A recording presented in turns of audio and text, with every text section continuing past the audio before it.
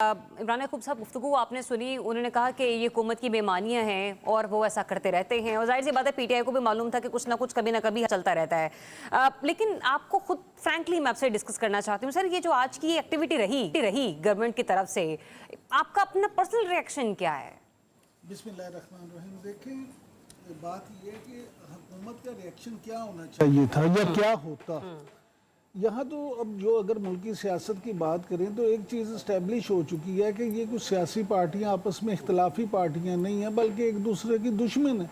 Survival for the fittest वाली सूरत हाल है। अब अगर इसमें तो कोई शक नहीं कि इमरान खान इस वक्त अवाम में मकबूल तरीन सियासतदान हैं, लेकिन क्या हुकूमत जो है और ख़ास तौर पर 9 मई के वाक़यात के बाद ये अफोर्ड कर सकती है? क्या इस्टेब्लिशमेंट ये अफोर्ड करती है? क्या रियासत ये अफोर्ड करती है कि वो बाहर आ जाएं, या उनके लोगों को फिर से एक दफ़ा दोबारा इस बात का मौका दे दिया जाए कि वो एहतजाज करें? तो इसका जवाब सरासर नफ़ी में है। हुकूमत या रियासत इस वक्त इस मोड में बिल्कुल भी नहीं है। जो राना सनाउल्लाह के जिस बयान की आप बार बार बात कर रही थी कि उन्होंने कहा गैर मामूली, तो पहली बात तो ये है कि अभी तक पाकिस्तान तहरीक इंसाफ तो इमरान खान की तमाम तर मकबूलियत के बावजूद उनकी रहाई के लिए कोई गैर मामूली एहतजाज करने में बुरी तरह से नाकाम रही है। अभी तक कोई गैर मामूली एहतजाज उस तरह से हमें तो कम और वो एहतजाज जो कि पीक पर पहुंच भी चुके थे, वो भी अपनी मतलब इनके अलग हिकमत अमली की वजह से उनको वहां पर भी सुखी का सामना हुआ। बस आखिरी बात मैं आपसे ये अर्ज कर दूं, फिर रिजवान साहब की भी बात मैं जरूर सुनना चाहूंगा। पंजाबी में कहते हैं खज्जल करना, तोना लगाना। आज की ये सारी कार्रवाई सिर्फ उन लोगों को खज्जल करने और तोना लगाने के लिए थी, और इसका ना कोई मकसद था ना कोई वजह थी। यकूब साहब, हुकूमत की दोस्ती भी इन ताजिर बरादरी हजरात से ही है। अगर हमने अब ना पूरा किया तो जैसे रिजवान रज़ी साहब अर्ज कर रहे हैं कि अब नहीं तो फिर जब सही, तो सर उस प्लानिंग को, इस शॉर्टफॉल को कंप्लीट करने के लिए हुकूमत की स्ट्रेटजी होनी क्या चाहिए? आपकी तजवीज़ क्या होंगी? क्योंकि एक तरफ ताजिर दोस्त माहौल तो उन्होंने पैदा कर लिया, लेकिन जो किसान दोस्त पॉलिसी थी उसका क्या होगा? क्योंकि कहा यह जा रहा है कि ज़रूरी सुपर टैक्स का नफाज जो है वो अमल में लाया जा सकता है।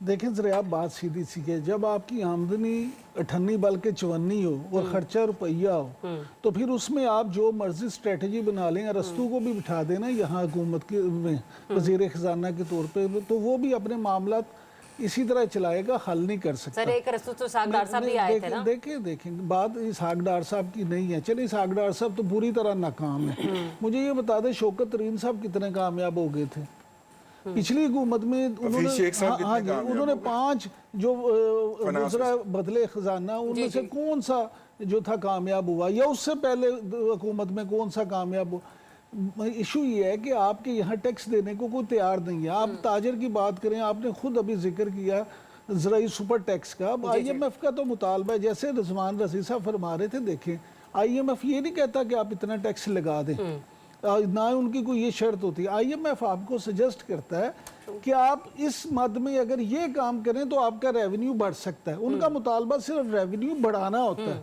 उनका ये है कि जी आपने, क्योंकि वो, और यहाँ भी आप अगर किसी से कर्ज लें, अगर रिजवान रज़ी साहब से आप कर्ज लें, तो वो तो ये कहेंगे ना कि भाई जैसे मर्जी है मेरा कर्ज वापस करो।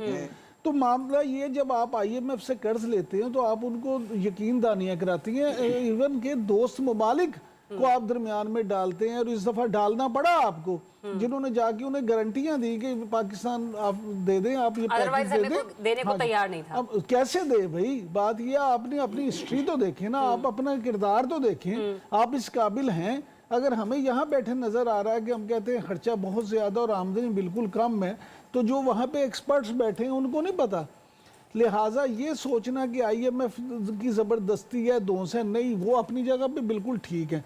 हमें खुद ये सोचना पड़ेगा कि हमने अपने वसाइल किस तरह से उड़ाने हैं, हमने रेवेन्यू कलेक्शन किस तरह से बेहतर करनी है। हमसे मुराद मुझे जरा थोड़ी समझाइएगा, आप आम आवाम की बात कर रहे हैं क्योंकि वो तो दे रही है, या फिर आप अशराफी के हवाले से बात? मैं माफी चाहता हूँ, आम आवाम नहीं दे रही, सिर्फ हम टैक्स, वो जो सैलरी पर्सन है वो पूरा टैक्स दे रहे हैं, क्योंकि हमारी गर्दन पे अंगूठा रख के। अब सुन लें, जब हमारे यूनिट्स आते हैं, सुन लें, गुजारिश सुन लें। बिजली के बिल पे 14 तरह के टैक्स हैं। बिल्कुल है। वो आपकी बात को सेकंड कर देता हूँ, वो बिल वास्ता टैक्स है। मामला ये है कि जो डायरेक्ट आपको टैक्स मिलता है वो स्वाय तनख्वाहदार तबके के सर आपको ये कोई collect टैक्स किसने देने का करना है? ये गवर्नमेंट ने करना है ना, उसने पॉलिसीज लेकर आनी है। गवर्नमेंट ने करना है। इसीलिए आप ये देखें कि वो जो पिछले भी इमरान खान के दौर में भी जो साहब थे जिनको फर्गोसन से ला के तो चेयरमैन FBI लगाया गया था, उन्होंने तो खुद फरमाया था जैदी साहब ने कि आप शब्बर जैदी साहब ने कि आप इसको बंद कर दें, इनको छुट्टी पे भिजवा दें FBR को, अगर आप इनको भेज देंगे तो ज्यादा टैक्स कलेक्शन होगी।